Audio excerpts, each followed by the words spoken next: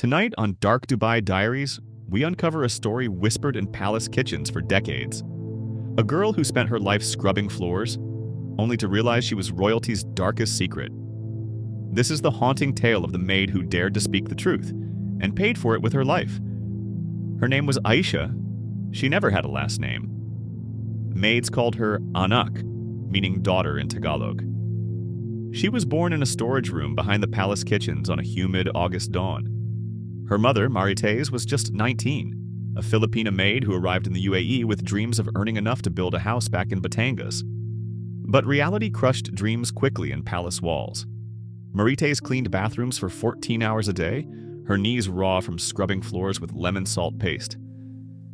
The only kindness she received was from Fatima, the elderly head maid who called her "my little sparrow." One day, as she polished the wardrobes in the women's wing, a man entered.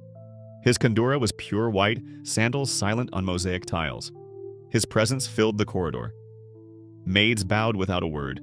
They only called him His Highness. Marites lowered her gaze, but that night she was summoned to his private lounge to serve tea and dates. He asked her name softly. Her voice shook as she replied. He smiled gently, telling her she had eyes like desert rain. Weeks passed. Each evening she was summoned to serve him tea. Sometimes she left with gifts, gold bangles, embroidered abayas, perfumes worth her annual salary. The maids whispered but never spoke aloud what they knew. Then one day she stopped coming back to the staff quarters at night. When her belly swelled, gossip erupted like wildfire. But no one dared question it. She delivered her baby in silence under flickering fluorescent lights. A tiny girl with pale skin, dark hair, and eyes too light for her lineage. Marites wept as she cradled her, whispering prayers into her tiny folded ears. But within 6 months, Marites fell ill. A sudden, violent fever. She vomited through the night, her skin turning gray.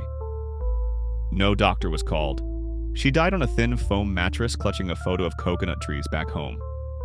The staff were told to bury her quickly, and her belongings were burned before dusk. Aisha was raised by Fatima, the old maid, who fed her goat milk in chipped ceramic cups and braided her hair. As she grew, she learned her place, silent, invisible, useful. At 8, she carried towels to the hammam rooms. At 10, she polished brass lanterns until her fingerprints wore away. At 12, she began cleaning the private majlis rooms, always careful never to look up when royalty entered, but inside her heart burned with secret dreams. She would watch the princesses glide past in silken abayas, wrists heavy with Cartier and Van Cleef, and whisper to herself, "One day, I will be someone too. I will have a salon in Dubai. I will paint brides' faces with gold shadows and my name will be known." At night, she scrolled Instagram videos of Filipina makeup artists transforming clients with contour and glitter liner. She practiced on herself using discarded testers and broken compacts thrown out by princesses. She never questioned her father. Among maids, many children came and went, sent back to families they barely knew. But she stayed, until the day she turned 21. That morning, cleaning the study, she knocked over an ornate box. Papers spilled onto the carpet. Heart hammering, she gathered them quickly. But one caught her eye, a birth certificate. Mother's name, Marites Cruz. Father's name, redacted with palace seal. Her hands trembled so violently the paper shook. She stuffed it into her apron and ran to Fatima's room, her sobs echoing down the marble hallway. "Am I his daughter?" she choked out. Fatima paled. Her lips trembled as she pulled Aisha down to sit on her prayer mat. "Listen to me. You must forget what you saw. For your life, for all of us. Forget it."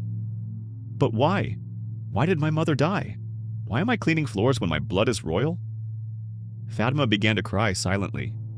Her old shoulders shook as she whispered, "Your mother wanted to keep you. They told her to leave to go back to the Philippines.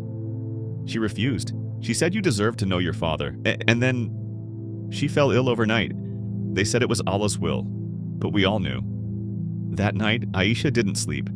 She lay staring at the ceiling, her dreams burning to ash. For days, she drifted through chores like a ghost. She stopped practicing makeup at night. She stopped humming songs under her breath. Finally, unable to bear the silence, she waited outside the majlis after prayers. When Omar, the eldest son, emerged, surrounded by guards, she fell to her knees, her head bowed. "Sir, please, may I speak?" He paused, frowning. "What is it?" he snapped. Her voice shook as tears spilled down her cheeks. I think I am your sister." His face changed instantly. Darkness clouded his eyes.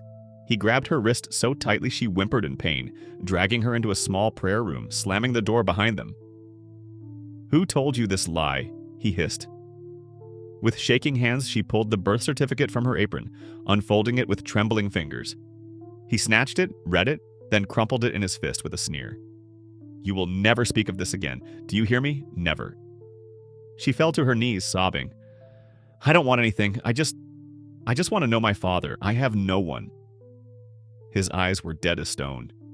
He pulled away, looking at her like dirt stuck to his pristine robe. "You are nothing. Go back to your mops before you regret opening your mouth." That night, Aisha prayed with tears soaking her prayer mat.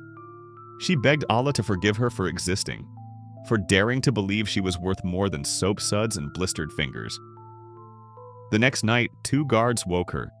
Their faces were blank as they ordered her to follow. "Where are we going?" she whispered. "Omar wants to see you." They led her through silent corridors, down to the private garden behind the palace. Date palms swayed under moonlight. The air smelled of jasmine.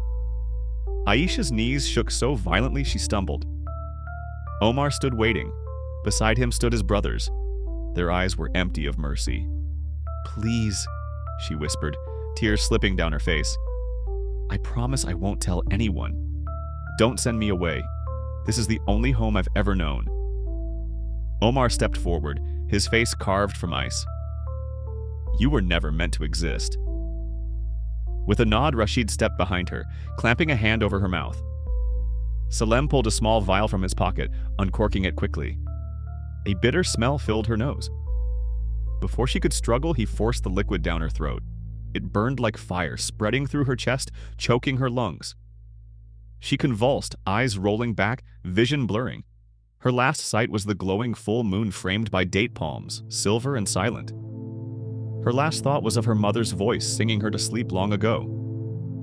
That night, they buried her quietly under the garden's palm trees, the sand still warm from the day's sun. Fatima searched for her for weeks, praying silently every dawn, her tears soaking her prayer mat. But no one spoke Aisha's name again. Her room was scrubbed clean, her few belongings burned by morning. Yet secrets buried in sand often rise with the wind. Months later, a gardener tending to date palms noticed a foul smell coming from the far corner of the garden. Digging through the sand, he uncovered torn scraps of cloth and brittle bones. Horrified, he called palace security. Within hours, CID was alerted. An investigation began quietly to avoid scandal. Forensic teams worked in silence, uncovering her shallow grave. DNA confirmed the remains were Aisha's. When her birth records surfaced in palace archives, everything changed. The news never reached public media, but within palace walls, justice stirred. The brothers were interrogated in secret. Though no formal murder charges were filed publicly, whispers said they were sent away quietly, exiled to remote family lands in the empty quarter, stripped of their roles in family businesses. Their assets were quietly seized by royal decree. Fatima was called to testify in front of royal advisors. Her tears and trembling voice spoke of Aisha's gentle spirit, her mother Maritesa's death, and the quiet suffering she witnessed for decades. Finally, a private burial was arranged for Aisha and her mother in a small graveyard overlooking the sea. Fatima stood there, placing jasmine flowers on the white marble stone, engraved only with Aisha, daughter, loved, returned to Allah. She whispered through her tears, "You were never nothing, Anak. You were loved, and now you are free." In palaces built on gold and secrets, truth is the most dangerous currency. Some lives end before they begin, erased to protect pride and power. But justice, like the desert wind, carves away even the tallest dunes until bones and truths rise again. Aisha never wanted a throne, only a father's love. And though she was silenced in life, in death she forced the world to speak her name.